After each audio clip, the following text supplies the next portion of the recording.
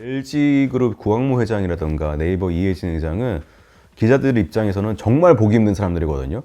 구광모 회장 같은 경우는 정말 어쩌다가 어떤 행사에서 기자들이랑 마주치면은 도망 다니시는 분이라고 저희가 이제 알고 있고, 네이버의 이해진 의장 같은 경우는 정말 은둔의 경영자라 불러가지고 정말 볼 수가 없어요. 아예 정말 볼 수가 없는 분인데, 그래서 결국에는 젠슨 황 형님이 이제 나와서 고기 먹자 하니까 나오신 거거든요. 이제 젠슨 황이랑 이해진 의장이랑 제가 알기로 한 4살 차이 나시는 것 같고, 그리고 구광모 회장이랑 나이 차이가 좀 많이 나는 걸로 제가 알고 있는데, 정말 그 현장에서 재밌었던 게, 구광모 회장 그렇게 기자들 앞에서 말을 많이 아끼고 그런 회장인데, 그런 경영자인데, 기자들한테 기자들이 노래방 가실 거예요? 그러고 보니까 대세에 따르겠다 이렇게 말씀하시는 거라던가, 아니면 좀 취한 것 같다 오늘 이렇게 말씀하시는 거라던가, 그런 부분들 진짜 평소에 볼 수 없었던 기자 입장에서 의외의 모습들이었고요. 그리고 이해진 의장 같은 경우는 그 삼겹살집에서 네이버 페이로 삼겹살집 다 결제를 하셨어요. 한 500만 원 전체 나왔다 그랬나? 많은 분들이, 그 직원분들 같이 드셨으니까, 그 카운터에서 딱 네이버 페이 단말기에 얼굴을 인식해가지고 그 네이버 페이가 딱 결제가 되는 그런 단말기가 있는데, 이해진 의장의 얼굴을 인식하는 한 3초, 4초 동안 그 정적이 있었는데, 지켜보는 사람들마다 저거 혹시 얼굴 인식 못 해가지고 네이버 페이 안 되면 어쩌지? 약간 이렇게 지켜보던 기억도 있고요. 아무튼 두 분 정말 취재진 앞에 아니면 언론 앞에 이렇게 잘 안 나서는 분들인데, 이분을 데리고 노래방 가면 또 어떤 그림일까도 정말 궁금했고, 결국에는 그 그림은 안 나왔지만 재밌던 경험이었습니다. 네.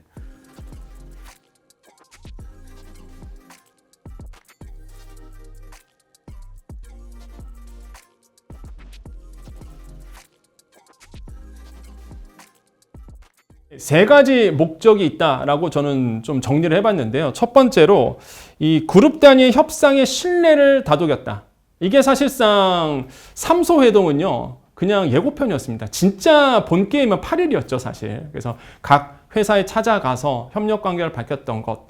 그래서 이제는 이 삼소회동은 사실상 이렇게 중요한 8일에 있을 주요 이벤트의 사실상 예고편이었다. 이게 보시면 되겠고, 그 다음에 이제 메모리, 제조, 소프트웨어를 묶는 그런 이제 회동의 자리였죠. 거기에 모이신 분들을 딱 보면 아시잖아요. LG라든지 아니면 네이버라든지 SK였잖아요. 그러다 보니까 이렇게 제조 기반과 그거에 대한 소프트웨어라든지 이 플랫폼이라든지 이렇게 AI를 구축할 수 있는 이 회사들의 모임, 예고편이었다. 이렇게 좀 생각을 해보겠고, 마지막으로 보면 한국 사회에 던지는 이제 우회 제스처, 인지도 쌓기, 이렇게 좀 생각을 해봅니다. 굉장히 대중적인 분입니다. 젠슨황 CEO는 항상 가죽 자켓을 입고 다니고 대중과 친화적이고, 이번에도 마찬가지로 HBM 상품도 나눠주고 이러면서 굉장히 대중과 친숙하게 됐는데, 이런 점들이 사실 삼소회동에서 보여줬던 이벤트라고 생각을 해봐요. 그래서 좀 구체적으로 말씀드리면, 일단 멤버 구축 자체의 메시지, 이런 것들 우리가 주목할 필요 있습니다. 이번에 보시면 아시겠지만 SK 같은 경우는 메모리 반도체이고요. 그 다음에 네이버 같은 경우에는 엔비디아와 같은 데이터 센터 부분, 특히 우리나라의 또 유일한 또 데이터 센터라든지 클라우드, 이거를 또 굉장히 과감하게 투자하고 있는 기업이잖아요.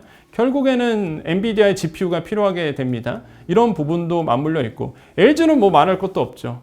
엔비디아가 추구하고 있는 이런 피지컬 AI에 거기에 들어가는 액추에이터라든지 이런 피지컬 AI에 또 LG 그룹이 필요하게 되는 부분도 있고, 무엇보다 LG는 또 배터리를 또 가지고 있습니다. 그러다 보니까 앞으로 이제는 휴머노이드 시대에는 또 이런 배터리 부분이 필요하다 보니까 휴머노이드에, 그래서 이제는 더 공고하게 할 수밖에 없는 거죠. 그래서 이 삼소회동은 그런 의미를 좀 두고 있지 않았나. 그래서 이런 소프트웨어, 피지컬 AI에 필요한 분들만 이렇게 모였다. 이렇게 생각을 해보겠고,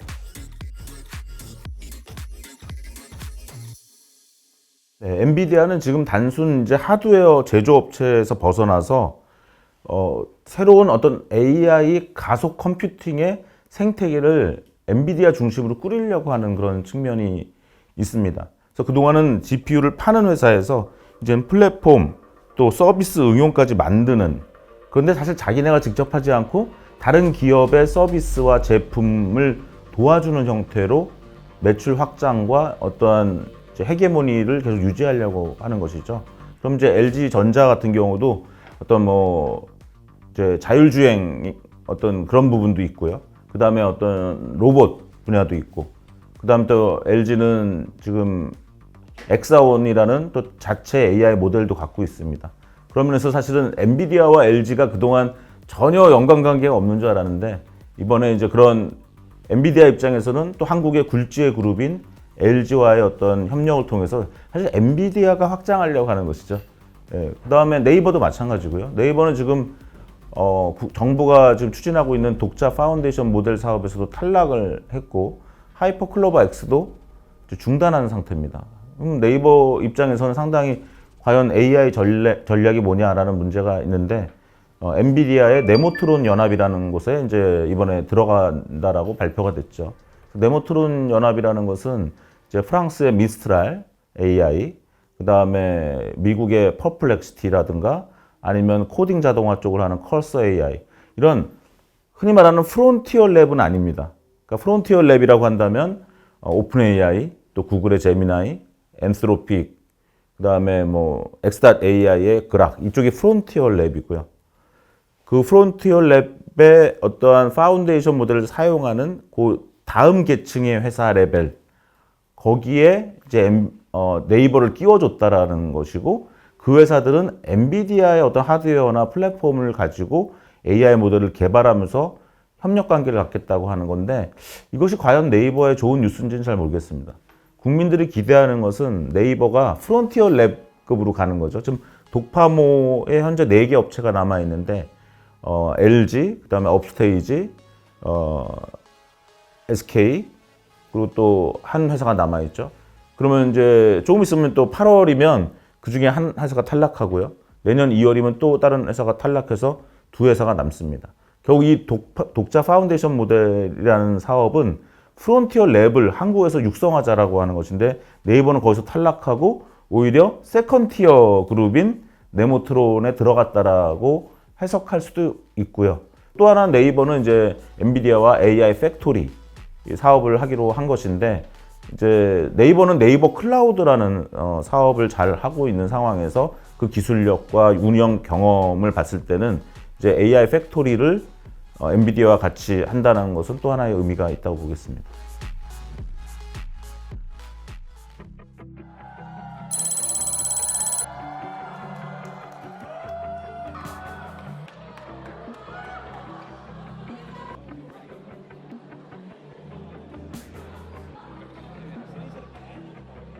현대차 그룹이랑 원래 기존부터 협력을 많이 해왔죠. 1차 깐부회동 때도 정의선 회장이 있었잖아요. 결국에는 엔비디아가 추구하는 그 피지컬 AI라는 것도 그 로봇이 핵심이고, 그리고 현대차 그룹 같은 경우는 보스턴 다이나믹스 중심으로 해가지고 우리나라의 어떤 로봇에서 앞서 나가는 기업이라고 할 수 있고요. 그리고 자동차 역시도 우리가 로봇이라고 보면 되는 겁니다. 예. 사실 로봇이라는 게 뭐 사람형 로봇만 있는 게 아니잖아요. 그렇게 자동차가 또 역시 우리가 로봇이라고 볼 수 있는 거기 때문에 그런 부분에 있어서 현대차의 자율주행에 있어서도 자율주행 칩을 또 엔비디아가 만들고 있거든요. 자율주행에 필요한 그런 부분에 있어서 협력을 할 거고요. 그리고 현대차가 또 보스턴 다이나믹스에서도 그 인간형 로봇도 지금 개발하고 있는데, 또 인간형 로봇에 또 들어가는 칩이라던가 그리고 또 그런 소프트웨어들 다 엔비디아에서 생태계를 꾸려 나가고 있거든요. 그래서 현대차 그룹과 뭐 그런 부분에서 협력을, 로봇 부분에서 협력을 한다, 그렇게 보시면 되는 겁니다. 네.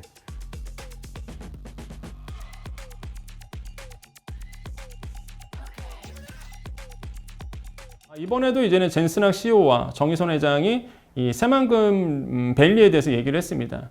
그러니까 이런 거죠. 일단 현대자동차 입장에서는 지금 피지컬 AI 시대를 맞이하기 위해서 새만금 쪽에 과감한 투자를 이미 밝힌 상태입니다. 그래서 지금 이제 시장에서는 굉장한 관심을 받고 있는데, 새만금 밸리를 짓는다고 해서 AI 밸리를 짓는다고 해서 현대차만 들어가면 사실 규모가 작겠죠. 이번에 정의선 회장이 그래서 이제는 젠슨항 CEO에게 같이 하자라고 했고, 엔비디아 입장에서는 사실상 뭐 언론의 보도는 뭐 동의했다 뭐 이렇게 나오지만은 제가 봤을 때는 그냥 원론적인 차원에서 그냥 함께 하겠다. 제가 봤을 때는 어떻게 해석했냐 그러면 한번 따져보겠다. 예, 정말로 엔비디아가 거기에 데이터 센터를 세워서 이제 이윤을 낼 수 있는지 그렇게 이제 해석을 했는데, 어쨌든 간에 함께 한다는 뉘앙스를 밝혀왔습니다. 그러면 현대차가 추구하고 있는 새만금 AI 밸리의 가속도가 더 붙을 수 있다라는 점, 이런 점들은 굉장히 좀 현대차와의 어떤 협력 관계가 더 넓어질 거라고 보고 있고요.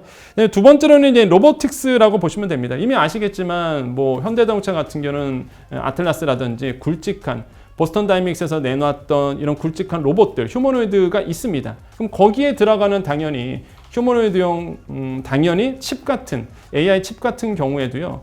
결국에는 몸통만 있으면 안 되잖아요. 그것을 구현할 수 있는 소프트웨어와 그걸 구현할 수 있는 AI 칩이 필요한데, 결국에는 연산하고 학습할 수 있는 이런 GPU에 대한 부분, 그 다음에 거기에 대한 AI 칩들에 대해서 결국에는 엔비디아가 추구하는 방향과 같거든요. 그럼 결국에는 더더욱 공고하게 갈 수밖에 없는, 그래서 휴머노이드라는 굉장히 공통점을 지금 가지고 있다.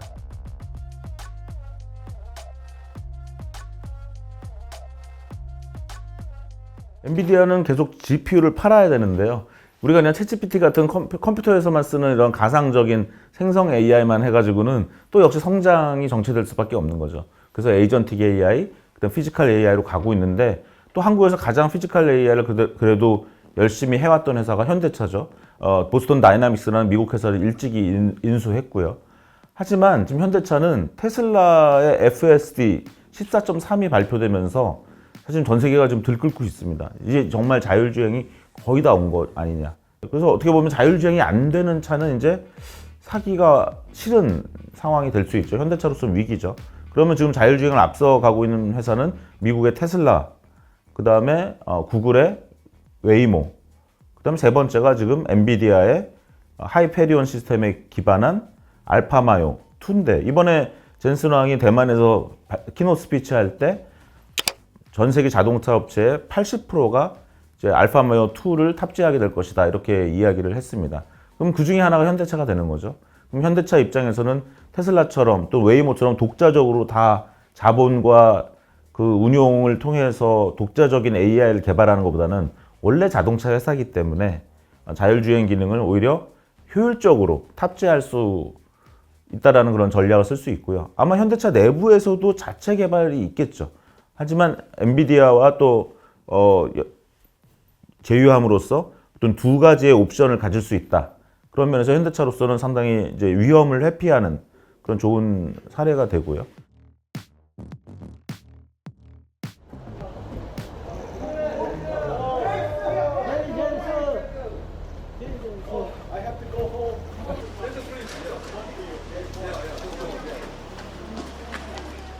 Our greatest contribution to Korea is inventing the AI industry and creating the ecosystem of AI. That's our greatest contribution to Korea. Of course, inside our AI supercomputers, it's impossible to build these advanced supercomputers without the technologies in Korea.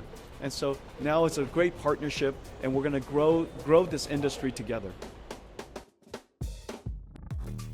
엔비디아도 우리나라에 뭐 자선 사업하러 온 거 아니고, 결국 우리나라랑 같이 비즈니스를 하면은 얻어갈 게 많다는 그런 판단하에 한 것이고, 또 엔비디아가 또 뭘 얻어가느냐 이런 것들을 계속 곰곰이 생각하다 보면은 여기저기서 좀 우려가 좀 나오는 게, 그 엔비디아가 지금 추구하는 거는 사실 젠슨 황이 2006년부터 추구했던 게 있어요.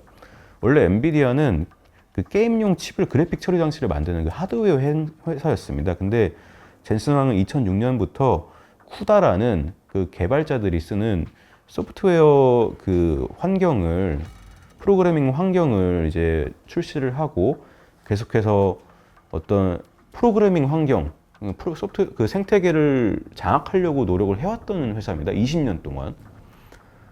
우리나라 기업들이 결국에 뭐 AI 팩토리를 하든 무엇을 하든 이 엔비디아가 구축해 놓은 그 많은 플랫폼들, 뭐 로보틱스 플랫폼이 됐든 뭐 아니면 뭐 월드 파운데이션 모델 플랫폼이 됐든 어떤 그 수많은 여러 가지 플랫폼들이 있는데 다 그런 프로그래밍 환경에서 그 소프트웨어 생태계 내에서 우리나라의 어떤 하드웨어 기업들이 제조업체들이 다 돌아가야 되는 겁니다.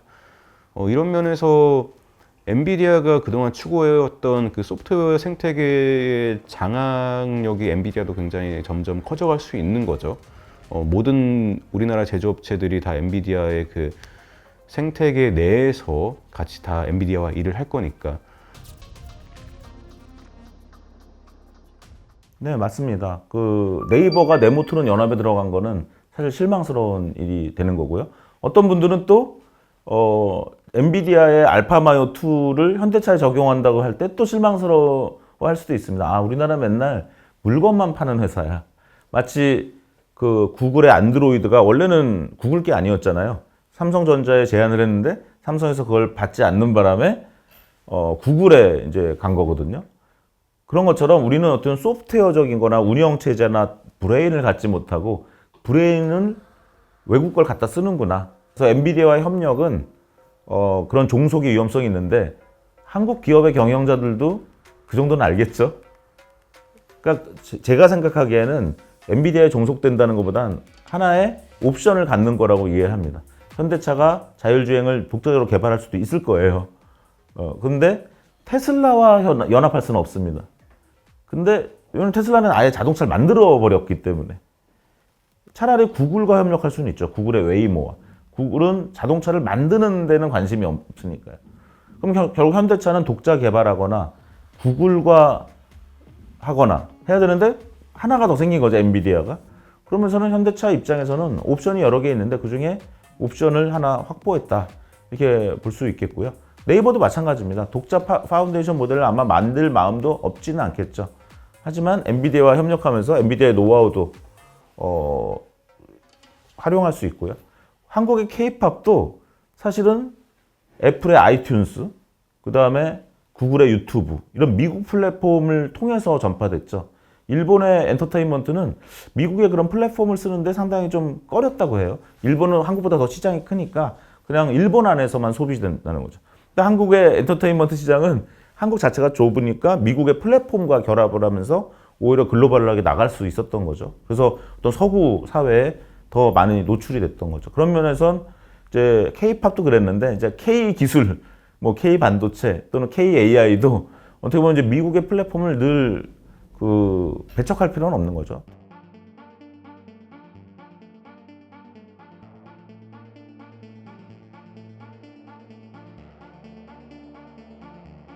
한 손 잡고 악수를 하되 한 손으로는 국산화를 할 게 너무 많다. 이렇게 말씀을 드리고 싶어요. 딱 그 6월 9일 날 출국을 했잖아요. 화요일 날. 출국을 했는데 화요일 날 오후에 과학기술정보통신부랑 그리고 LG전자랑 그리고 우리나라 몇 개 KT 그리고 로봇 기업 그리고 AI 기업들이 피지컬 AI 선도기술 개발 사업 착수 보고회라는 그런 행사를 열었습니다.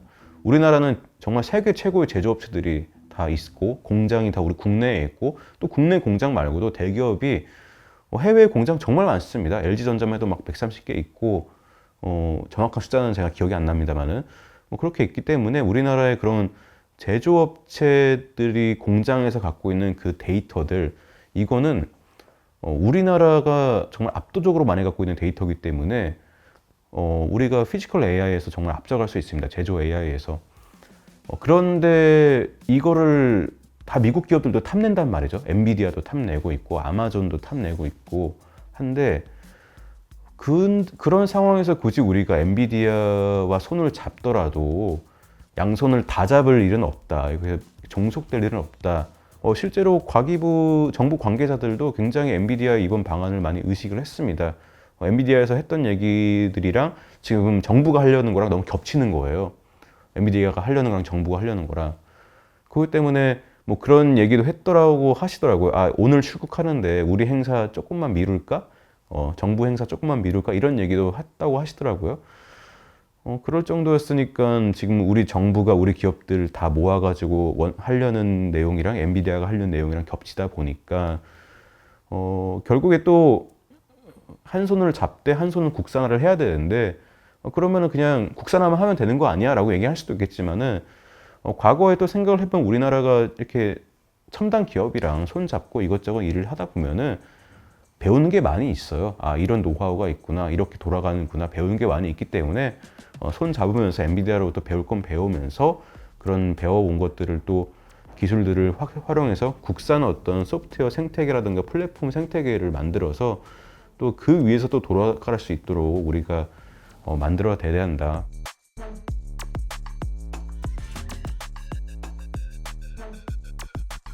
젠슨왕이 얼마나 열심히 합니까? 대만 와서 대만의 TSMC를 엔비디아의 AI로 바꾸겠다 이렇게 했고요. 그 다음에 대만의 여러 대형 병원들과 해서 헬스티 타이완이라는 프로젝트를 합니다. 그러니까 상당히 큰 회사가 어떤 사회 AI 응용을 주도하고 있죠. 그러면서 상당히 젠슨왕은 자기의 사업만 생각하는 게 아니라 어떤 조국 대만도 생각하고 있는 것이고 전체 산업 생태계를 생각하는 것 같습니다. 그런 면에서 한국이 이런 파트너가 됐다는 건 굉장히 좋은데요. 외국 회사가 그런 일을 한다는 거는 좀 창피한 일이죠. 마치 우리가 옛날에 개방을 외국에 의해서 우리나라가 개화가 됐던 거랑 비슷한 상황입니다. 한국에서 더 잘할 수 있으면 한국의 AI 회사가 더 잘하는 게 좋겠죠, 사실은. 예를 들면 삼성전자의 AI 시스템을 엔비디아가 해줄 게 아니라 SK 하이닉스의 제조 AI를 엔비디아가 도울 게 아니라 한국의 우수한 AI 회사들이 돕게 할 수 있으면 좋겠는데 한국에서는 그런 규제가 많이 여전히 존재합니다. 그래서 정부가 돈을 푸는 거 가지고는 한계가 있죠. 오히려 국민들한테 자유를 주면 그 자유 속에서 사람들이 창업하면서 새로운 응용을 만들고 시장을 만들고 산업을 만들 텐데요. 그래서 이제 엔비디아의 젠슨왕이 그 세계 최고의 CEO가 홍대까지 가서 이렇게 사람들을 만난다는 거는 엔비디아도 굉장히 변신하고 있다라는 거를 우리가 알고 있어야 되고요. 한국의 대기업이든 어떤 정책 당국이든 아니면 스타트업이든 젠슨왕을 보고 배워야 된다. 적극적으로 그 전환해야 된다.